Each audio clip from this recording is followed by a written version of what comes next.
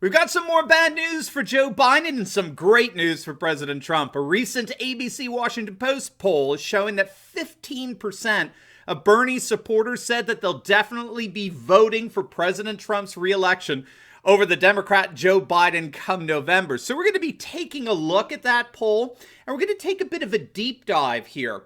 We're going to look at why so many Bernie supporters are ready to reject Biden and embrace Trump. I think you'll find it very informative. Greetings, everyone. Dr. Steve here. I certainly hope you're all safe and sound on this lovely lockdown Saturday. If this is your first time here at this channel, we post 2 videos a day, analyzing current events and some super awesome conservative trends so you can live in the present in light of even better things to come. So if you haven't already done so, you know what to do. Make sure to smack that bell and subscribe button.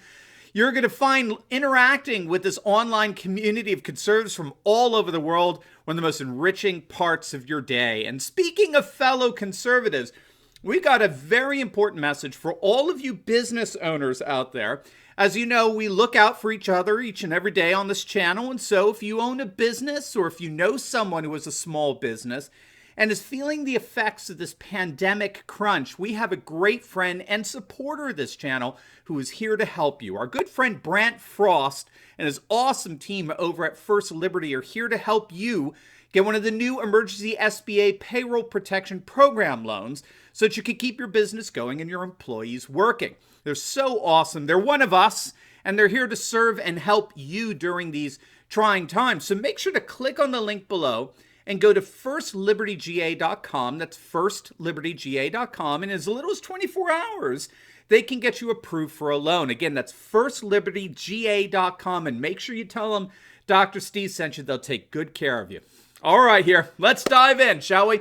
Now, you may have heard that Bernie Sanders supporter Joe Rogan just said the other day that he is going to vote for Trump over Biden. But if a new ABC News Washington Post poll is accurate, Rogan is not alone in this. A full 15% of Bernie supporters said that they do indeed plan on casting their vote for President Trump in November. Now, that's up from 2016 when we found that 12% of Bernie supporters voted for Trump over Hillary Clinton. Now, when you combine this with Trump's rising poll numbers, remember a recent Gallup poll, I think just from last week, found that 60% of Americans support President Trump's efforts at combating the coronavirus. He's currently getting the highest approval ratings of his entire presidency, and this despite the best efforts of CNN's Jim Acosta, right? Jim Acosta, whose ridiculous antics get more embarrassing each and every single day. But with Trump's rising poll numbers, we can expect that 15% to most likely go even higher. So what's going on here? Why are 15% of Bernie supporters like Joe Rogan, why are they going to be voting for Donald Trump? Well, in a nutshell, it's because the political center, the globalist center, has collapsed or is collapsing in some places like Hungary, Poland, Italy, Russia, Brazil, India. What was historically known as the political center collapsed years ago, whereas in places like Britain, Sweden, most recently Ireland with the election of Sinn Féin, and of course here in the United States with Trump, we're seeing the center-left and center-right parties and platforms, well, they're still trying to stay above water, but we can see that they're slowly but surely submerging into oblivion. So what do I mean by this? What do I mean by the political center has collapsed here? Well, it's relatively straightforward. And a few Prussianists saw this coming back in the early 90s, like Samuel Huntington in his Clash of Civilizations. But the gist of it is that the political issues that dominated the latter half of the 20th century, they tend to center around economic or class conflicts. So in such a political atmosphere, the questions involve things like, are we going to raise taxes or are we going to lower taxes, right? Are we going to increase regulations or are we going to deregulate? Are we going to have more government or less? Is it better to privatize government agencies and services, or should they remain public and perhaps even be increased or what have you? When all is said and done, this is a politics of the middle class, a politics that pits the rich versus the poor, such as pitted and centered on the middle class in such a political climate. The Democrat Party was often depicted in such a climate as the party of the working man, while the Republicans were considered the party of the rich and the bankers and the like. Reagan was successful in the 80s in terms of how he effectively recast the new political dynamic around big government versus small government, low taxes, then unleash the economy versus higher taxes, stagflation. That's the politics of the 20th century. And whoever won the election was able to create a consensus, either a center-right or a center-left consensus among the electorate. What scholars have noticed over the last 5 years or so is that that consensus has collapsed. The center, right, the consensus, that political set that characterized the politics of the last 50 years is basically dead. It's imploded. And in its place, a new politics has emerged, what's often referred to as post-security politics. That's what we call it here on this channel, post-security politics. Populations are increasingly no longer interested in issues like state redistribution versus free markets, regulation versus deregulation, or like. Now what we're finding in poll after poll and election after election is that populations are far more interested in issues involving immigration, culture, national identity, and national security. So this is what's often referred to as post-security politics.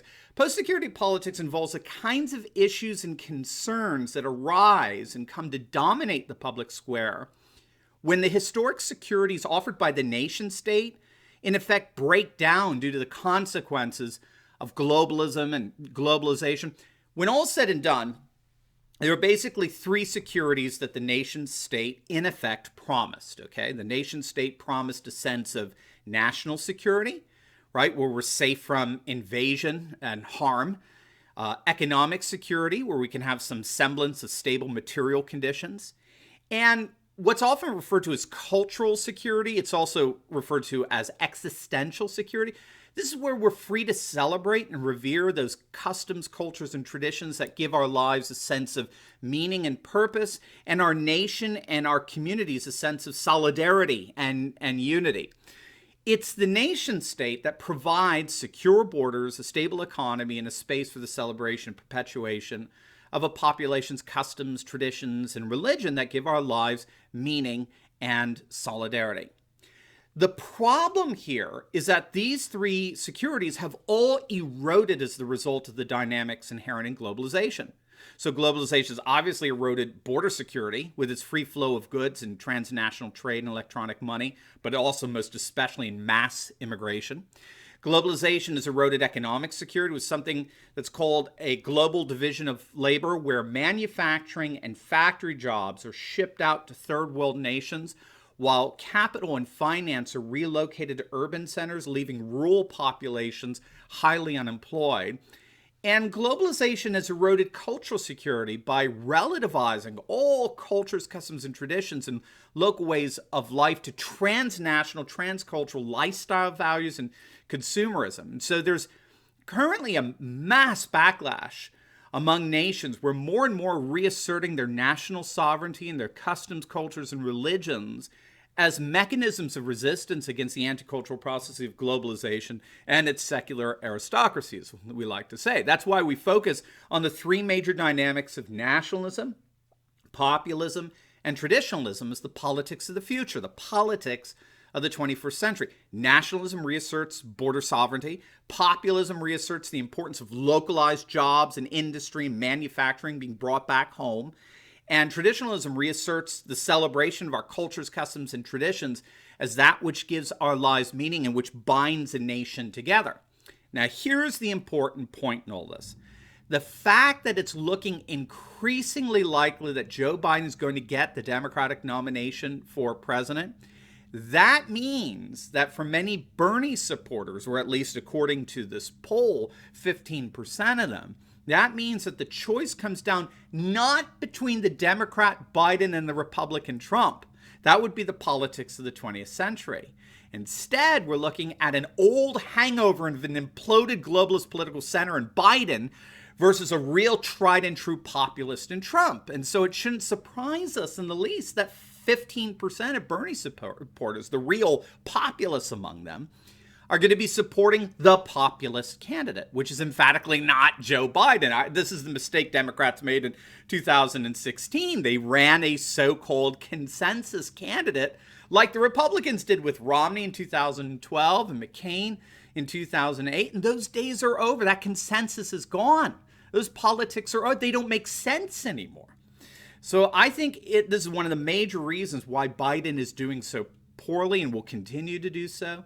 He represents a politics that's no longer relevant to an increasing portion of the world's populations. And so needless to say, with 15% of Bernie supporters behind Trump, with a considerably higher percentage of blacks behind Trump, far more than any Republican presidential candidate in recent memory, with over 30% of Latinos behind Trump, and with the Republican Party solidly behind him with a 90% approval, it looks like Trump is building a coalition that's going to absolutely trounce Biden in November.